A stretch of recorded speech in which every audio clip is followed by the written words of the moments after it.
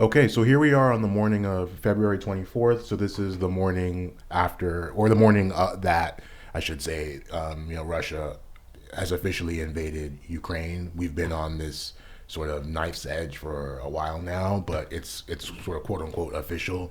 They're launched from several points within the country, including the capital, and so precious metals have spiked. Markets are down huge. Now more than ever is the time to pay attention to important chart levels because this is the time when emotion can take over. And so ground yourself in the charts. So we're going to review gold and silver here before market open. So thinking about where we are in the cycle, first off, I'll start with the weekly cycle. So gold has been a bit squirrely, just a little bit inscrutable, honestly, over the last few weeks, right? Like there was a question as to was this an early ICL? It now looks like it is. So that was week 18. So that was the week of December 13th. Now, depending on how you look at this, some people are calling this the ICL, this the ICL. I specifically always go for the swing low, and so per my count, we that would put us on week 10. So we're not necessarily early in the cycle in that sense. So we do need to be a bit cautious of the cycle, the weekly cycle high, or ICH, the intermediate cycle high. Same thing. Think of it as the same thing as a daily cycle high, except this is for the weekly cycle. So much more important. We have clearly made new highs on the weekly cycle. That's a big trend change, right? See, this is a lower high, this is a lower high, this is a lower high. We finally have not just a marginal higher high, but a substantial higher high. So we closed above it last week, and now we're getting follow through. Again, this is obviously very event driven, and you can see we're getting a pullback here. Again, always a pullback, upper wick always means a pullback on a lower time frame. So if this was our early ICL week 18, this would put us in week 10. And if we look at where that means we are in the daily cycle, we are on day 19. So the daily cycle is certainly more clear than the weekly. So we definitely had our ICL last daily cycle on day 32. It was a very quick decline, right? So we got our top on day 29, our bottom on day 32. So it was extremely right translated, a very just sharp decline, but then a sharp move up as the sort of war drums hit. And so the same way that we're not early in the weekly cycle, we're certainly not early in the daily cycle. If anything, we're actually, you could argue, kind of late, right? Day 19, you can see other daily cycle highs, come day 19, day 12. This was day 23, day 16. When it's an early daily cycle high, you could come in even day 8. And so we should expect a daily cycle high soon. Of course, because of the news flow, we could continue to push this higher, but we know price trends and then retraces. So at some point, it is going to retrace. This cycle was really long at 55 days. The 2 cycles ago was 55 days, and that top came on day 34. So maybe we're setting up for something like that, right? Like we had this nice rise. So this was a nice little rally, and then like a sharp drop to sort of correct. So we're day 19. You assume this daily cycle is going to be, let's say, 30 days. That's generally what you get for like a shorter cycle. And you can have a spike lower. Like this was a cycle that ended on day 19. But, maybe we get our low in another 5 to 7 trading days, maybe 10 trading days. So again, I would be cautious. And again, you can see there's a wick on the daily chart as well, which means, it means we're getting a pullback on the hourly, for instance. Like this is the hourly chart. You can see, so we're starting to fall over here. I would be watching this level here. So 1940, we'd really want to kind of hold if you're thinking about the structure of this. But I can see us easily coming down and even testing this area here. So that puts us in like the, lower 1900s. Things are going to be volatile because of the news flow. There's just no way around it.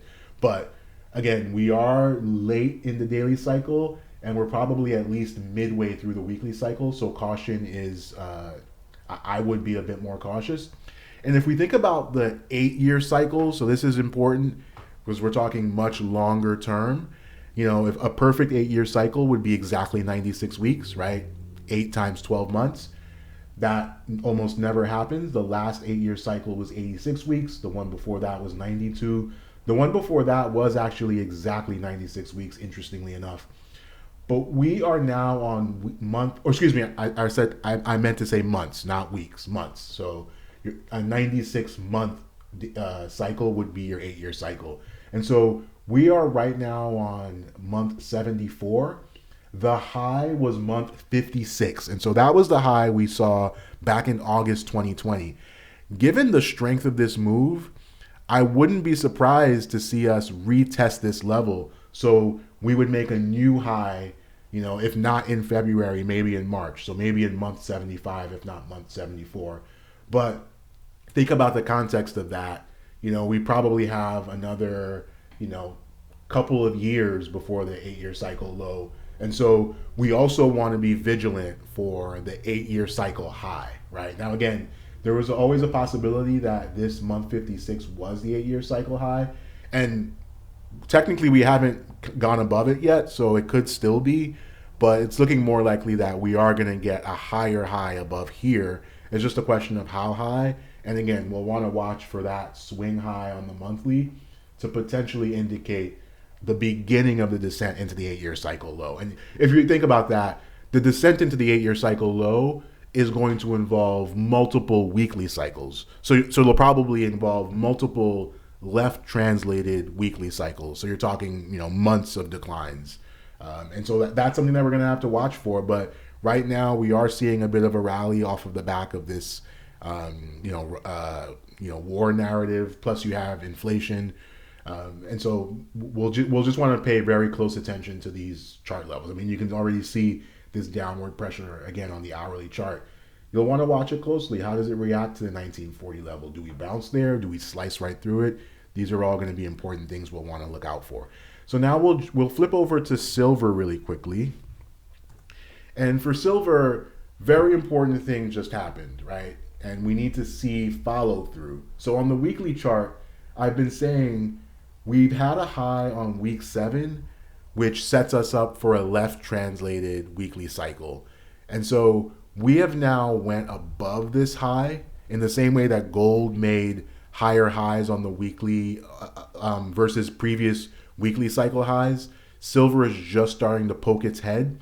But of course, you can see we pulled back here. So gold was able to close above those cycle highs on a weekly level. And now we're seeing follow through, whereas silver has just barely poked its head up this week, and now it's pulling back a bit. So we'll have to watch. We'll want to see follow through, but this is a change in character, and it might indicate, there's a possibility that we got a weekly cycle low right here.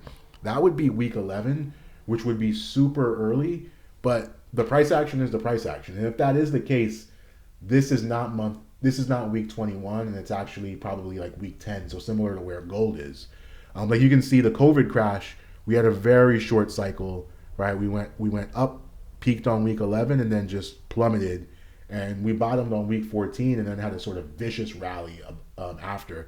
So totally possible that this was your very early weekly cycle low. And we are now, sort of in the middle part of a new weekly cycle. We'll want to watch to see that we can get above here.